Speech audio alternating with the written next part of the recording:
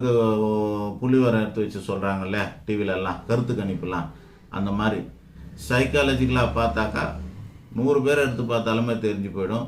ஈஸியாக தான் நம்ம கனெக்ட் பண்ணி சொல்லிடலாம். அந்த மாதிரி புதிய வாக்காளர்கள் அண்ணாமலை பக்கம் இருக்கிறார்கள்.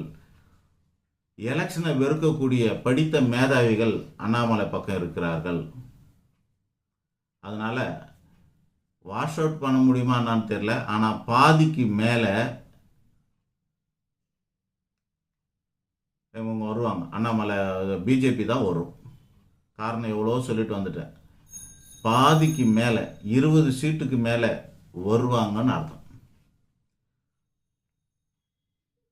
2வது இடத்துல டிஎம்கே இருக்கும், 3வது இடத்துல ஏடிஎம்கே இருக்கும், 4வது இடத்துல சீமான் இருப்பார். மிஸ் ஆகாது. இப்படி தான் வரும். நன்றி, வணக்கம்.